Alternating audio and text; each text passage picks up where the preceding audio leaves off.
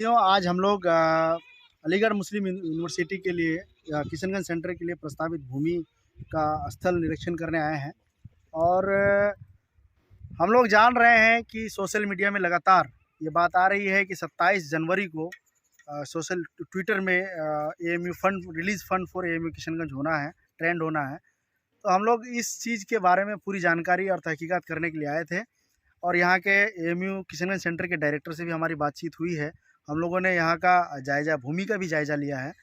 तो जो परिस्थितियाँ हैं, सरकारों की जो चोचलेबाजी है, चाहे मोदी सरकार हो या नीतीश सरकार हो, दोनों ही सरकारों ने इस पूरे सीमांचल रीजन का एक तरह से राजनीतिक रूप से गला घोटने का काम किया है। हमें समझते हैं कि पूरा बिहार, खास करके हमारा ये जो सीमांचल रीजन है, ये डबल इंजन की सरकार सौतेला रूप जो है अपनाने का काम किया है।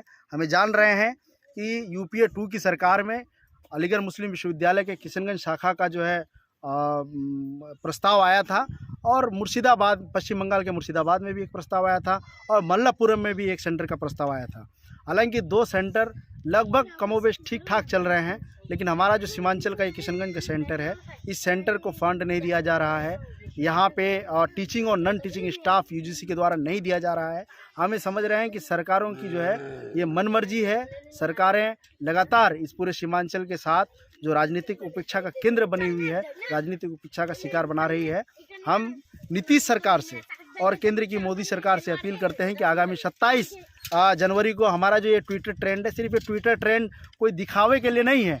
हमारा जो दर्द है, हम उस दर्द को बयान करने के लिए आगामी 27 जनवरी को release fund for AMU Kishanganj हम लोग ट्रेंड करने वाले हैं। इसलिए आप तमाम लोगों से भी मेरी गुजारिश है कि आइए और कारवां को जो है साथ दीजिए और कारवां बनाइए कि हम एएमयू किशनगंज सेंटर को बनाने में कामयाब हो।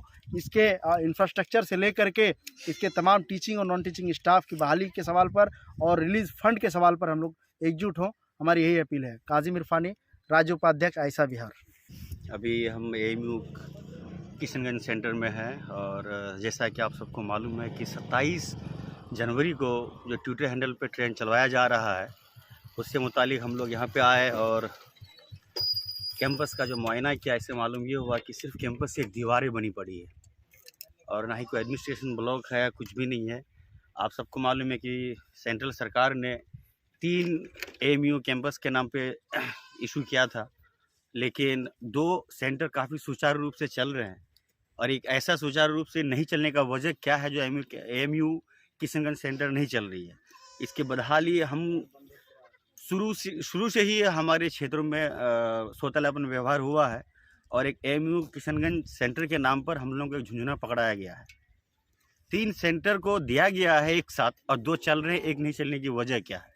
इसमें मुझे जो लग रहा है, सेंट्रल सरकार के साथ साथ हमारी जो स्टेट गवर्नमेंट है और साथ में जो यहाँ के लोकल प्रतिनिधि है, उसकी भी कहीं ना कहीं नज़रअंदाजी रही है, और सिर्फ इसमें राजनीतिकरण हुआ है और ना सही तरीके से इस पर ग्राउंड लेवल पे काम नहीं हुआ है।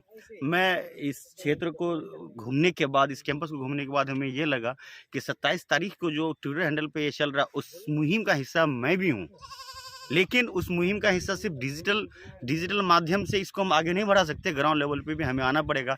खास करके हमारे यहाँ के लोकल प्रतिनिधि को, हम कटिहार वासी इस पर सपोर्टिव में हैं, सीमांचल वासी सपोर्टिव में हैं, और यहाँ के किशनगंज के जो भी प्रतिनिधि है, चाहे वो एमएलए हो या एमपी हो, किसी भी पार्टी का हो, अगर एक कैंपस बनती है, तैयार होकर आती है, तो ये पूरे सीमांचल के प्रति स्टूडेंट के लिए है, ना कि किसी एक इंसान के लिए है। तो मेरा ये कहना है, और मैं इस मुहिम के साथ मैं भी आगे हूँ। शुक्रिया, धन्यवाद। कि आज हम लोग छात्र संगठन आयशा की तरफ से आज किशनगंज के एएमयू सेंटर में है, जो हमारा ये प्रपोजल लैंड है, जो सेंट्रल गवर्नमेंट ने जो है स्टेट गवर्नमेंट के ज़रिए इस लैंड को दिया है। हम लोगों ने इसका विजिट किया, इसको चारों दिशाओं को देखा। इससे पहले हम लोग आज जहाँ पे इनका स्टडी सेंटर है, जहाँ पे क्लासेस होती है मैनेजमेंट फैकल्टी की, हम लोग वहाँ पे गए, वहाँ के डायरेक्टर से मिले। उनके जो टीचिंग नॉन टीचिंग स्टाफ का जो सवाल है, जो सेंटर चलने का सवाल है, जो उनकी जो दिक्कतें हैं, उनके साथ हमने शेयर किया। उन्होंने कई सारी बातें बताई, और हमने भी पिछली कुछ बातें जो हमें जानकारी में थी, हमने उनसे शेयर किया। और तो हम लोगों को मिला जुला के जो लग रहा है कि 2-3 दिक्कतें हैं।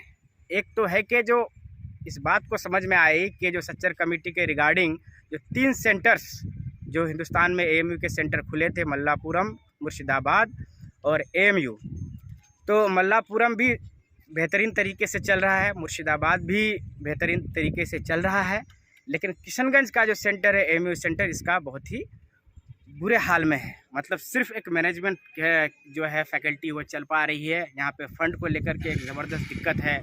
और ये जो आप देख रहे हैं कि जो पूरा बाउंड्री वॉल किया हुआ है 2017 के बाढ़ में जो बहुत जगह टूट चुका है, और आने वाले समय में भी जो बाढ़ से इसका कैसे इसको सुरक्षित किया जाए, इसको कैंपस में बनाया, इसको एक कैंपस का पूरा रूप दिया जाएगा, कब यहाँ पे सारे कोर्सेस आएंगी। फ़िलहाल एक कोर्स चल रहा है, जैसे एजुकेशन फैकल्टी यहाँ चल रहा था, लेकिन NCTE से हम अप्रूवल नहीं ले पाए, इसकी जो भी वजह है, और जिस वजह से वो भी कोर्स बंद हो गया। अब एक कोर्स चल रहा है। तो हम लोग एक फैक्ट फाइंडिंग टीम के बतौर आयशा की तरफ से आए थे। हमने कई सारे लोकल लोगों से भी यहाँ बातचीत की, जो और सारे एक्टिविज़म जो लोग करते हैं इससे रिगार्डिंग, एएमयू सेंटर से रिगार्डिंग जो भी जानकारियाँ थी हमने उससे भी हासिल किया, हमने यहाँ के डायरेक्टर से भी हासिल किया। हम लोग यहाँ इस लैंड पे भी आए, और यहाँ जाने के बाद जो है जो एक पूरे 27 जनवरी को जो एक ट्रेंड किया जाएगा कि रिलीज़ एएमयू फंड, ठीक है, उसमें हम भी भागीदारी ले रहे हैं। लेकिन सिर्फ ट्विटर पे भागीदारी लेने से मसला हल नहीं होगा। ये एक बहुत बड़ा मसला है, ये पूरे किशनगंज का नहीं, पूरे स्टेट का मसला है। कि हम समझते हैं कि एक यूनिवर्सिटी जो होती है, तो एक यूनिवर्सिटी में एक पहलू होता है कि भाई बच्चे पढ़ते हैं। जब बच्चे पढ़ते हैं तो इस पूरे सीमांचल इलाके के बच्चे पढ़ेंगे। जब